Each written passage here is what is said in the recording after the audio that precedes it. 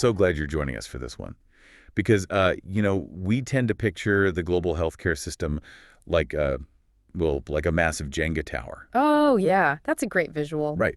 And we focus entirely on those visible blocks, the top of the tower, the state-of-the-art hospitals, the surgical wings, the sprawling insurance networks. All the stuff that makes the news. Exactly. And we naturally assume that this highly visible professional infrastructure is the foundation holding everything up. But the material we are diving into today argues that we are completely blind to the actual foundational blocks. Yeah, the ones at the very bottom. Yes, those invisible blocks taking on almost all the critical weight of that entire tower. Hmm. And frankly, those blocks are severely cracking under the pressure. It completely flips the mental model, honestly, because if those bottom blocks give out, the entire tower collapses. I mean, you just cannot have a functioning, visible system without that invisible network bearing the load. You really can't. And that brings us to the white paper we're unpacking today. It's titled, Who Cares for the Caregivers? Oh, it's just such a great title. It really is. Now, a quick note on the source material. It is explicitly directed at Christian leaders and faith communities, and it uses a lot of biblical framing.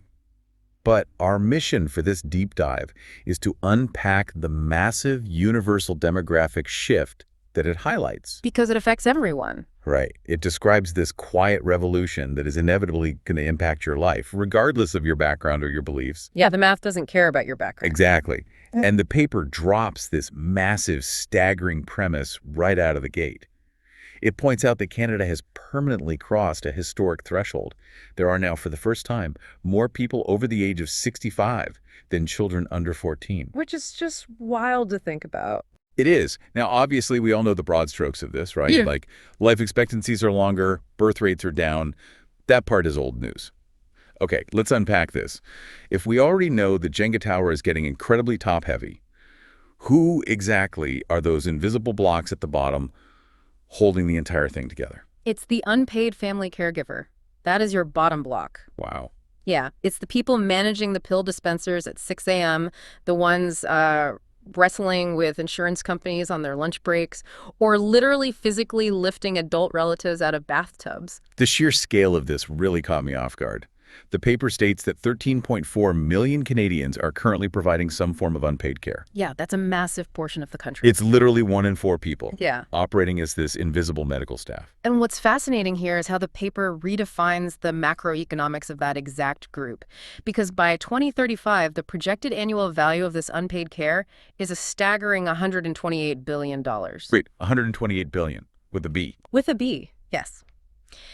We have this habit of treating unpaid family caregivers as like a nice little safety net for the healthcare system, just a little backup. Right, like they're just helping out on the side. Exactly. But the math proves they aren't the safety net. They are the system.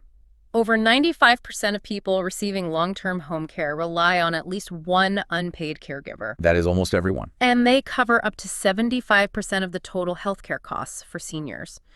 Without their, it's 5.7 billion hours of uncompensated labor annually. Without that, the formal medical system wouldn't just be strained, it would outright collapse. I'm thinking about all the intense debates we constantly hear in the news, right? Debates about healthcare funding and taxes and hospital bed shortages. And I have to push back a bit on our societal framing here. If this paper is right, are we completely ignoring the actual unpaid workforce that is keeping society afloat? Pretty much, yeah. I mean, is the math of our entire medical system just fundamentally an illusion? We're arguing over budgets while ignoring $128 billion of free labor. The current system is 100% dependent on the assumption that those 5.7 billion hours of free labor will just magically continue to materialize year after year. But the paper points out the fatal flaw in that assumption. The shrinking pool. Right. The demand is skyrocketing, but the supply of available caregivers is plummeting. Because families are smaller now, Yeah. right? And people are delaying having kids. Yeah, delayed fertility, smaller families, and geographic mobility. You've got adult children living 3 time zones away from their aging parents. So you can't just pop over after work to make dinner. Exactly. Or you have people trapped in the sandwich generation trying to raise toddlers while simultaneously managing a parent's cognitive decline. So this massive burden is concentrating on fewer and fewer people. And because this foundational workforce is completely unrecognized, they're quietly breaking under the weight of it. Which brings us to the real micro-reality of the individual caregiver. Yeah, moving from the macroeconomics to the very real personal devastation.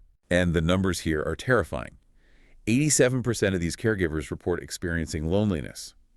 73% report anxiety, and almost 70% report a tangible decline in their own mental health, They aren't just a little stressed, they are drowning. quietly drowning in plain sight. The paper gives these vivid, just heartbreaking examples, like the retired man who drives his wife to chemo every week. He's absolutely terrified he's going to lose her, but he tells no one. Just sits in the waiting room in total silence. Yeah. Or the daughter managing her dad's medical appointments across the country, just weeping in a grocery store parking lot because the logistics are so overwhelming. It's a very specific kind of isolation. The paper introduces this concept of spiritual dislocation. Basically, the caregivers feel totally abandoned. They lose their identity. Here's where it gets really interesting for me, though, especially in cases of dementia or Alzheimer's. Oh yeah, that adds a whole other layer. Right, because they are actively mourning someone who is still physically sitting right across the table from them. So why is it so hard? Why does it feel so isolating? It's because caregiving is rarely acknowledged by society as actual suffering. That's a really good point. Think about it. When someone gets a bad diagnosis, what does the community do? We jump into action. We organize meal trains. Right. We rally around the sick person. Okay. But the caregiver, the spouse who is sacrificing their sleep, their finances, their career, they remain totally invisible. We don't have a social script for chronic endurance. It's like, okay, think of it like this. It's a permanent emotional jet lag. Ooh, I like that. Explain that. Well, you know when you fly across the world and your internal body clock is screaming that it's 3 a.m., but the sun is blazing and everyone expects you to act like it's noon. Yeah, it's disorienting. You're stuck in this painful limbo between two realities. Yeah. For a dementia caregiver, they have this vivid memory of an equal partnership. That's their internal clock. But the daily grueling present demands that they act as a manager for a highly dependent person. That is so accurate. Their heart is stuck in one time zone, but their life is demanding they function in another. Yeah. And nobody else can see the jet lag. They just see you walking around, so they assume you're fine. And that emotional jet lag is exactly what drives that 87% loneliness rate. So if the Jenga tower is shaking Yeah. and these primary caregivers are burning out, who can possibly step in? The paper points to this incredibly counterintuitive resource that is just hiding in plain sight. Seniors. Wait, seniors themselves? Yes.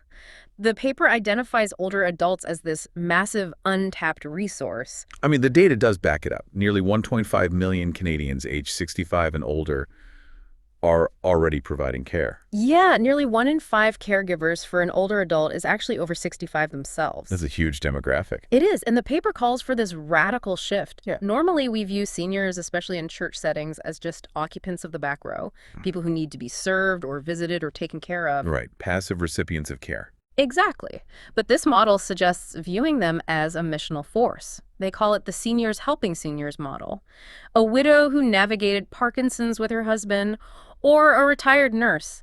They can offer what the paper calls a ministry of presence. A ministry of presence. Yeah, something that a 25-year-old professional counselor with a degree just cannot replicate because they haven't lived it. So what does this all mean? I have to ask, and I really want to push back on this. Isn't it asking way too much of an 80-year-old to take on the heavy emotional burden of another 80-year-old? It sounds like it initially. We just established that they are the ones suffering 87% loneliness.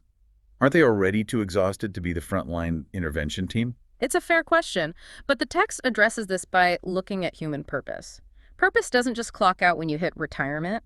By activating seniors, you aren't just handing them a burden, you are providing them with deep belonging and purpose. Oh, I see. You're taking their lived trauma, the hardest things they've ever been through, and transforming it into earned wisdom.